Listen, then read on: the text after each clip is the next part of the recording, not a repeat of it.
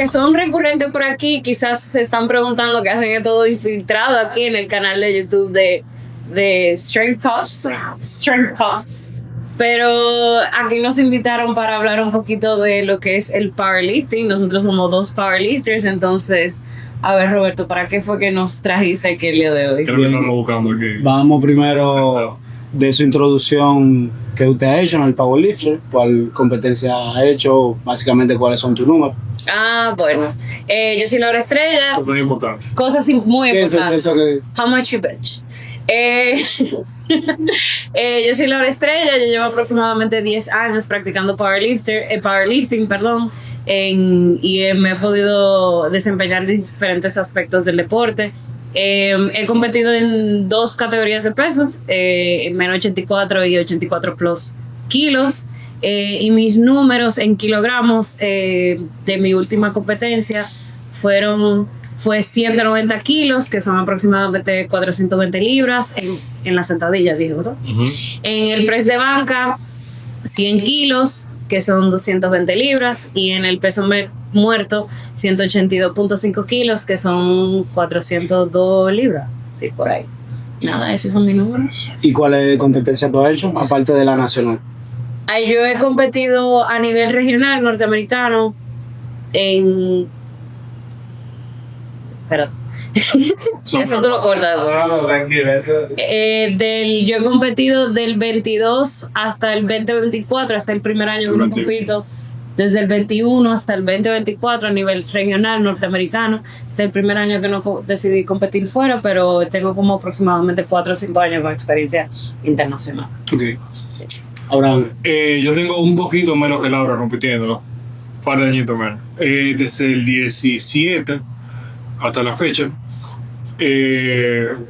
varias competencias nacionales, también internacionales, algunas 4, tenemos a nivel regional, Panamá, Orlando, Arizona, 3.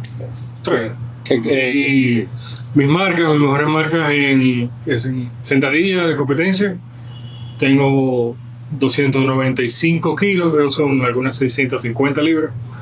En bench press, 210 kilos, son 460 libras. Y en deadlift, 300 kilos, que son como 660 más o menos libras. Esas son mis marcas. Aquí localmente he ganado desde el 19 para acá como best lifter. Todos los años. Pequeño detalle. Y nada, o sea, breve introducción. Bien. Vamos a hablar de una vez. ¿Qué es el powerlifting? Que no sea solamente... O sea, que el powerlifting no es que venir aquí a hacer un levantamiento y hacer reguero, como hace esta muchacha. Nicole. ¿Qué es el powerlifting? Bueno, más que hacer reguero y levantar pesado. Bueno, es un deporte de fuerza, donde se compite en 3 levantamientos. Se compite en sentadilla, en press de banca y en peso muerto. Y en resumida, lo que se busca es levantar la mayor cantidad de peso en una repetición dentro de esos levantamientos. Entonces lo que se hace es que cada competidor tiene 3 intentos para cada uno de los levantamientos, y el intento más alto válido cuenta para un total. Entonces vamos a suponer, si tú tienes 100 libras de cada uno, 100 libras de sentadilla, 100 de press de banca y 100 de deadlift, tienes un total de 300. Y con esos 300 estarías compitiendo con personas dentro de tu categoría de peso. Entonces ahí el que tenga el mayor total gana. Ese es el deporte resumido. Se calcula el total para tener referente de quién gana número 1 y número 2. Claro. Sí. Es puramente por el total, y por eso el punto de subdividirlo en las categorías de peso. En hombres y mujeres hay 8 divisiones de peso. Independientemente de eso, varían entre el de los hombres y las mujeres, pero como tú acabas de mencionar, la intención es ya si dentro de esa categoría de peso donde tú clasificaste, con la suma se hace un ranking literal de quién tiene el total más alto, el más bajo, y así mismo se premia. Okay. En base a eso, así es que se compite. Sí. Okay. Entonces las categorías van dime por lo menos 3 categorías.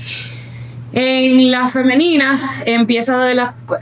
todo es en kilos porque es unidades internacionales. Ok. Entonces, la femenina inicia desde la 47 kilos y termina en la 84 plus. En ambos, la masculina y la femenina, hay una división plus, es decir, que a partir de ese peso, todo por encima de ese peso. Pero ya en las otras divisiones de peso, es que tú tienes que quedar dentro de ese rango de peso. Entonces, por ejemplo, Abraham compite en hasta 105 kilos, entonces y la categoría por debajo es hasta 93 kilos, entonces para él quedar dentro de la categoría de 105, él tiene que pesar a partir de 93.01 hasta 105.00. Okay. O sea, no, si ya tú pesaste 105.01, ya tú quedaste fuera de categoría. Y lo que pasa es que si tú te inscribiste en esa categoría, ya tú quedas fuera. Tú quedas fuera. Ah. No puedes entrar a la categoría. No, tú tienes que caer dentro de la categoría que tú confirmaste previo a la competencia. Y eso permite la comparabilidad dentro de los competidores. Por ejemplo, una persona que pese 110 kilos, los números muy probablemente sean mayores que una persona que pese 66 kilos. Claro. Entonces se divide entre clases de peso para que haya competencia. Okay. Por ejemplo, ahí viene el punto de que muchas personas entienden que la gran mayoría de los powerlifters tienen un peso, vamos a decir, están en sobrepeso, para ponerlo en contexto. Y es porque la categoría 105, 120 plus, Para las mujeres es de 80, la abierta es a partir de 84 kilos. Para los hombres la abierta Es 120. es 120. de 120.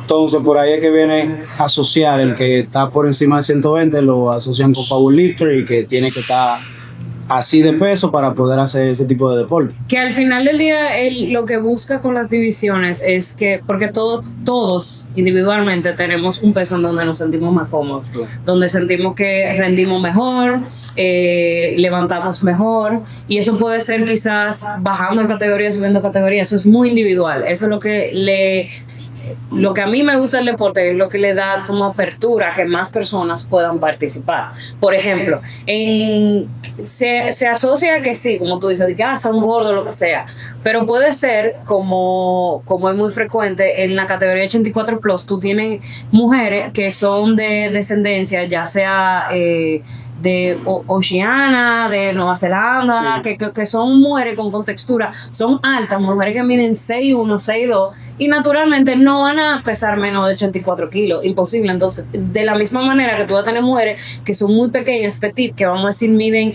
4'11", 4'10", bueno, tienen una categoría en donde puedan participar ellas. Tú sabes que ese punto que tú tocas es muy importante incluso para la población general que desconoce eso. Porque depende de tu descendencia o tu genética, tú vas a tener una contextura física. Entonces, tú quizás quisieras verte como una persona que viene de Italia, que es bien delgado, pero tu descendencia es samoana. Tú vas a ser súper grande, independientemente tú seas mujer o hombre. Entonces, eso es muy importante identificarla. Tú vas a conseguir tu mejor versión física de acorde a donde tú vienes en tu ADN. Correcto. Básicamente. Y te da la flexibilidad de elegir, que es lo chévere. Porque hay gente que nosotros conocemos, decide, yo me siento cómodo pesando 90 y yo caigo en la categoría 93 kilos masculina. Y ahí es donde yo me siento bien y comiendo normal, alimentándome bien, yo caigo naturalmente ahí. Puedes mantener ese peso. Puedo mantenerme ahí sin tener que agregar factores adicionales estresándome, ya sea para bajar o subir de peso.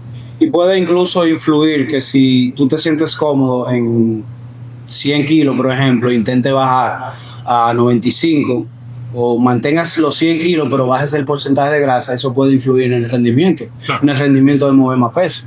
Claro. Y al final de cuentas, recordemos que esto es un deporte. Uno busca performance. Entonces tú buscas el peso donde tú sientes que tú te puedes desempeñar más. Y el término de composición física depende mucho de la categoría de peso donde tú estás. Tú tienes, y a nivel ya más élite, más a nivel mundial, la persona busca maximizar la cantidad de músculos que tienen dentro de una categoría. Entonces tú vas a ver, por ejemplo, personas que están en las 83, 93, 105 kilos, que buscando maximizar esa cantidad de musculatura, dado una restricción de peso, bueno, se ve mucho más musculoso y más con menos porcentaje de grasa corporal. Entonces depende mucho de la categoría de peso que tú estés viendo. Similar a otros deportes. Claro. Tú tienes, por ejemplo, en boxeo, un lightweight no se va a ver igual a un heavyweight. Sí, es muy similar, es muy similar. Sí, al final lo que se busca es tú tener mejor rendimiento y en el caso de ustedes mover la mayor cantidad de peso posible. Claro.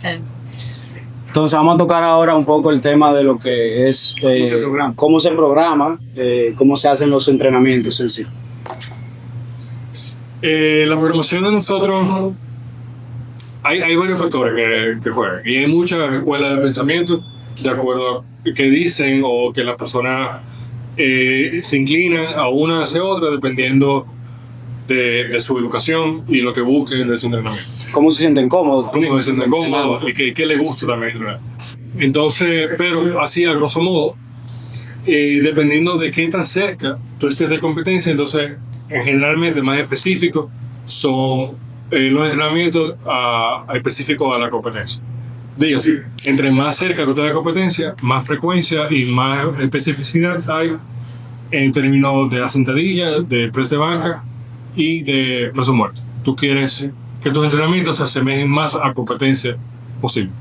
Entonces, entre más cerca estés de competencia, tú ves que las repeticiones y los levantamientos se vuelven más pesados, se vuelven menos variables y simulando más el escenario de competencia. Okay.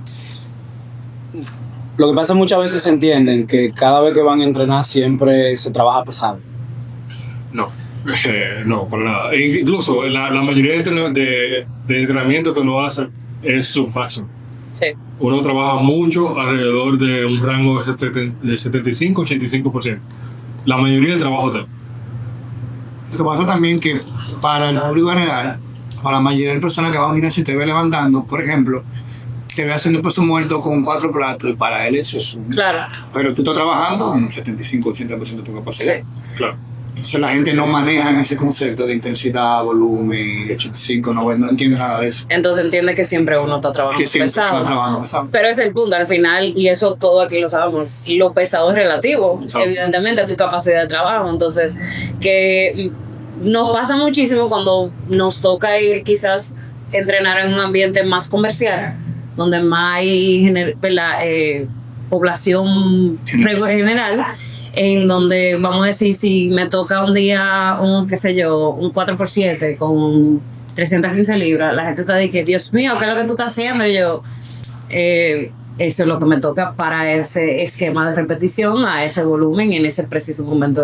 Y es como, se dificulta un poco, pero el punto que tú Claro. mencionas es muy importante. Claro. Al final uno quiere levantar la mayor cantidad de peso en una repetición, pero el trabajo para hacer eso es volumen. Correcto. Uno tiene que trabajar altas repeticiones, por más alto periodo de tiempo para llegar al final a estar más fuerte. Entonces, Pero altas repeticiones quizás diferente a otro tipo de deporte.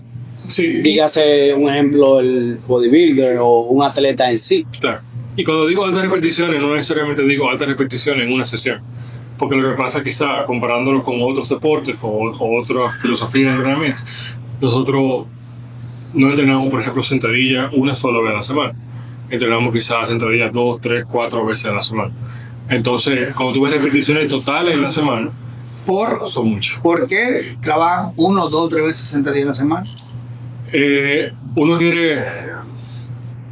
Al final, uno compite con sentadilla, en este caso específico. Entonces, si tú quieres volverte mejor, Ahí entra ahí entra la especificidad. Tú quieres hacer mejores sentadillas, entonces, bueno, haz sentadillas. Y al final de cuentas, y dependiendo de qué tan avanzado tú seas, el estímulo adicional necesario para volverte mejor es más.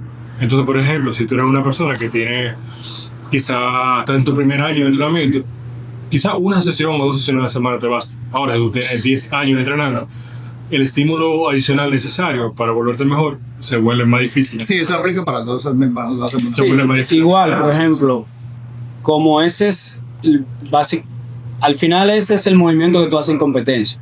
Eso también requiere un skill, una habilidad. Correcto. Entonces, mientras más tú te expongas a ese movimiento, más refinado va a ser tu habilidad de poder hacer el ejercicio.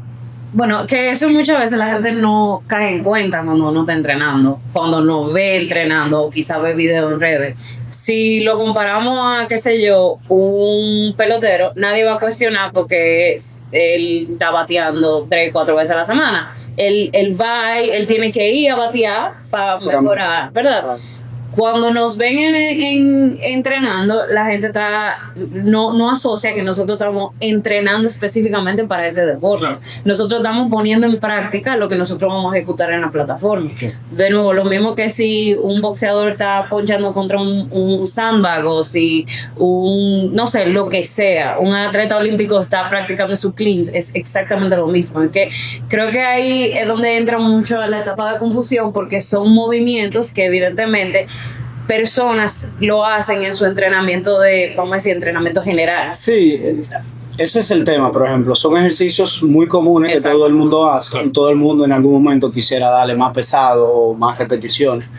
Pero ya aquí se vuelve un deporte. Entonces correcto. Se vuelve ya que tú tienes que ser lo más refinado posible en hacer ese movimiento para, uno, darle más pesado y dos, para que tenga menos riesgo de lesiones el día de la competencia, porque ese es un punto también que hay que tomar en cuenta. Y con el punto que tú dices que es un skill, hay ganancias en peso, en mover libras que se adquieren por ganancias en eficiencia, en mover movimiento. No necesariamente porque tú estés más fuerte, sino porque tú estás moviendo la barra mejor. Sí, eres más eficiente. Eso se ve en cualquier deporte. Eso es una economía de energía que tú utilizas. Claro. Porque tú te vuelves más, así mismo como tú dices, eficiente en sacar la barra, en hacer descenso o que la barra no se te mueva hacia ningún lado. Entonces, tú utilizas menos energía o gastas menos energía al no tener que hacer eso. Y al final esa ganancia de eficiencia viene de práctica. Hay que practicar. Entonces, por eso también la frecuencia. Okay. Una pregunta. Tú hablabas de escuela ahorita. ¿A qué escuela básicamente ustedes se orientan? ¿O qué ideología de entrenamiento dentro del powerlifting ustedes se orientan? Porque yo conozco algunas. Yo creo que eso ha cambiado mucho con los años. Okay. En el sentido de que ya no hay una idea de que yo aplico esta escuela de entrenamiento. Yo creo que eso se veía mucho más el tema, por ejemplo, en la escuela de Westside o lo que sea, eso se veía más tipo 80, 90, quizás en 2000, en los 2000, en el principio de los 2000. Pero ya a este punto yo creo que el powerlifting se ha desarrollado, que es lo muy interesante del deporte, que es muy basado en la ciencia. Y yo creo que todo el que participa hoy día, especialmente en la base, en el lado raw o classic, que es lo que nosotros competimos, que es sin equipamiento, y voy a utilizar el término, el que practica y el que coach dentro es muy nerdo. O sea, le interesa mucho la ciencia detrás y entender qué es lo que está pasando. Entonces, creo que ya ha llegado un punto, el powerlifting ha llegado a un punto en donde quizás se siente muy asociado con quizás un coach por cómo lleva su entrenamiento, pero realmente ha habido una apertura de ir aplicando ciertas cosas. Realmente si ven, por ejemplo, lo que está muy popular ahora es aplicar lo que son, en inglés se dice fatigue singles, es decir, yo hago mi volumen y después del volumen, yo ahí hago mi max, como que una aproximación de una repetición relativamente a intensidad alta, ¿verdad? Post ese volumen. Y eso empezó con vamos a decir, con un entrenador, y ya hay múltiples entrenadores que entre ellos mismos conversan y entienden la ideología y lo van aplicando, lo van probando. Entonces, como que en resumen, es como que ya no se puede, en powerlifting no se ve eso de que él sigue tal teoría, no, o tal escuela, no, es como que cada quien va viendo y practicando y aplicando todos los conocimientos que van surgiendo. Y aportando ahí a la misma línea de Laura. Y en años anteriores, 80, 90, principios de 2000, quizá había mucho empírico, era mucho, yo hago esto, también funciona, esta persona hace esto, le funciona. Pero a medida de que pasa el tiempo, y está esa prueba de error y también hay más ciencia detrás. Hay más ciencia, ahora mismo hay más datos. Bueno, en general se van desechando y se van quedando. Y tú también ves y tienes pruebas de que funciona y que no funciona. Uh-huh. Entonces hay una tendencia en el tiempo a desechar cosas y quedarse con lo que funciona. Y al final lo que tú tienes es que tú tienes que marginalmente hay personas que tratan cosas diferentes, pero en el general tienden a lo mismo, porque está demostrado que es lo que funciona. Sí. Y ya es más cómo tú manejas esos detalles. Para mí es que independientemente de la escuela que tú sigas, si a una escuela le funciona algo, tú pudieras coger eso que son buenos y aplicarlo en tu deporte. Por ejemplo, si tú hablas ahorita de Westside Barber, ellos se enfocaban mucho en un día fuerte, dígase de fuerza, y un día de velocidad. Si tú lo asocias, tú dices, bueno, yo no voy a mover el peso tan rápido, pero cuando tú asocias lo beneficioso de mover la barra lo más rápido que tú puedas, tú dices, coño, me hace sentido que quizás a principio de mi preparación yo comience a utilizar un poco esto para poder reclutar más unidades motoras y mi sistema nervioso pueda ser más eficiente. Sí, y volviendo a lo mismo con lo que estaba diciendo Abraham, yo creo que lo bueno de donde estamos ahora mismo como deporte es con esa apertura, ya si ven que un atleta lo necesita, lo aplican. Sencillo. Abraham y yo, ahora mismo no, pero por mayoría de nuestro tiempo en el deporte hemos compartido el mismo coach. Okay. 2 individuos con el mismo coach, yo puedo decir con todo el respeto que hasta medio cabeza dura con cómo él programa, como que él cree mucho en cómo él programa. Y hemos visto, diferencias abismales en ciertos periodos. En el approach. En mi punto de vista debería ser así, porque independientemente género, peso, influye mucho. Correcto. Y ahí voy al punto. Por ejemplo, yo he tenido periodos así donde, por ejemplo, Abraham es mucho más explosivo que yo. Y yo he tenido periodos largos en donde él específicamente yo he tenido tengo una frecuencia de sentadilla bien alta relativamente, estamos hablando de hasta 4 y 5 veces a la semana, y yo he dedicado hasta en bloques todos esos días a velocidad, a trabajar. Abraham nunca ha tenido, bueno, no voy a decir nunca, pero no ha tenido tan específico como él me lo ha solicitado, en tener que yo necesito que tú you break, o sea, tu récord de velocidad de lo que hiciste la semana pasada. Y esa es la intención de ese entrenamiento en ese día específico. Y ahí está la magia de esto, ¿no? Como que tú tienes varias formas y dependiendo de las características del atleta, es decir, de entrenar. Por ejemplo, Laura puede hacer sentadilla 4 y le ha tocado 4 veces a la semana, creo que hasta 5 veces le ha tocado. Yo hago sentadilla más de 3 veces a la semana y me rompo. Lo que pasa es que entonces, es el tema de... En base a eso, hay algo que es evidente. Por ejemplo, las mujeres toleran un volumen más alto porque potencialmente o generalmente no utilizan la intensidad que utiliza un hombre. Entonces, ya ahí hay diferencia de género que sí es aplicable en ese mínimo detalle cuando se va a programar. Porque muchas personas dicen, bueno, la mujer debería entrenar diferente a un hombre. Las diferencias van muy específicas, no son tan de que, bueno, va a ser una sentadilla adelante y una sentadilla atrás. No, si van a hacer sentadilla, van a hacer sentadilla atrás. Sí. Y es como tú dices, ya es más muy específico a lo que le necesita ese atleta en ese momento del bloque. Pero al final del día, Abraham y yo, ¿qué es lo que le toca? Squat, bench y deadlift. Sí, al final. O sea, al final el esquema es el mismo. Claro. ¿Qué te toca? Squat y bench. A mí también. Y entrenamos juntos. Agregando algo más, ya casi para cerrar. Estamos en la era del postmodernismo, el postmodernismo, perdón. La verdad es la que todo se vuelve un meme. Es lo que quiero decir, ¿verdad? Yo llego aquí y te veo hacer un lower back squat, tú sacas 2 repeticiones, la pones. Ven mañana, te veo, saca 1, la pones, ¿verdad? Saca 3. Y yo digo, pues este tipo solo hace lo mismo. Entonces, la pregunta es, que la gente debería saber. Vamos a todo el contenido de lo que están haciendo, intentemos aprender. Y ustedes le recomiendan a la gente hacer powerlifting, ¿qué beneficios pueden tener? Sí, yo creo que sí. Y lo bueno del deporte en sí es que tú puedes tener una gran diversidad de tipos de atletas, por ejemplo, y se ve más quizá a nivel internacional.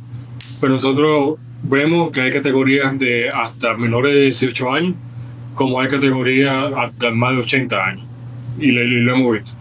Que tú tienes, un día tú tienes una mujer de 74 años compitiendo, levantando 120 kilos, y tiene, por ejemplo, bueno, que ha competido aquí localmente, una niña de 17 jalando 315 libras de peso muerto, como tú tienes un muchacho de 20 y pico. Entonces, en ese aspecto, hay un espacio para cualquier persona que quiera. Sí. Y no, creo que queda bien claro y no es secreto para nada de que entrenar fuerza ayuda, independientemente de lo que tú quieras hacer. Un cuerpo más fuerte es un cuerpo más resiliente. Un cuerpo resiliente contra lesiones, lo que sea, y más funcional. Bueno, funcional dependiendo de lo que tú ya quieras. Eso es así. Pero sí o sí, más fuerza te da más capacidad a hacer lo que tú quieras hacer. En tu vida cotidiana, lo que sea. Sí. Sí. Si tú eres, no sé, tú eres un padre y tú juegas con los muchachos y tú quieres cargar al muchacho, por ejemplo, tú eres una madre, o sea lo que sea. Tú necesitas utilizar tu cuerpo y necesitas utilizar fuerza para hacer tu vida diaria. Tú eres un pelotero y quieres batear maduro, eso es fuerza. Sí. Entonces, Sí, y fuera de eso, nadie, porque vuelvo y reitero, o sea, la gente no lo asocia, pero es un deporte. Y nadie va a decir que es malo tú participar en un deporte, ¿verdad? Si tú vas y juegas voleibol, todo el mundo va a decir, qué bien, porque te vas a juntar con los panas, hay un aspecto social, evidentemente hay algo que tú estás trabajando para, ¿verdad? Y fuera de, vamos a decir, lo físico, también hay un tema mental. Yo entiendo que cuando ya tú tienes una disciplina dentro de tu rutina diaria, hay un tema de que tú estás sacando un tiempo para ti mismo, hay un aspecto psicológico. Hay muchas veces en el trabajo, en mi 8 a 5, me dicen de que tú crees que dentro de tu disciplina tú aplicas cosas dentro de tu día a día. Yo, claro que sí, o sea, si yo, que de hecho, ya que tú mencionaste los memes, siempre hay un meme de que, porque yo siento que para responder un correo, yo siento que la ansiedad, que como que si yo tuviera un oso atacándome. O sea, ya yo enfrento el día a día y yo lo veo como que yo anoche me monté 400 libras de espalda porque yo me estoy estresando sobre esto. Si yo hago cosas difíciles todos los días en mi entrenamiento, pues yo puedo hacer cosas difíciles en mi vida cotidiana. Y uno sin querer entrena esa resiliencia. Vamos a suponer, tú tienes squat, bench y deadlift pesado y largo en un día. Tú tienes ya 40 minutos joteando y tú sabes que te quedan 1 hora y media, 2 horas de entrenamiento más para terminar. Y entonces esos minutos te entrenan a hacer cosas difíciles por ti. Entonces ese es otro aspecto mental que te... Inconscientemente se trabaja ese aspecto sin tú tener la necesidad de pensar, estoy haciendo esto para cuando llegue algo difícil en mi vida yo puedo vencerlo. No, tú estás trabajando tu deporte e inconscientemente estás trabajando ese aspecto mental que es fundamental para la vida diaria. Entonces, ¿tú eres funcional? Funcional para mi deporte. Funciona para mí. Yo creo que con eso estamos ready ahí. Cualquier pregunta o duda que tengan pueden acercarse a los chicos a través de sus redes sociales. La pueden compartir. La vamos a poner abajo también en el video. Y gracias. Si tienen algún comentario o duda, no dejen suscribirse al canal.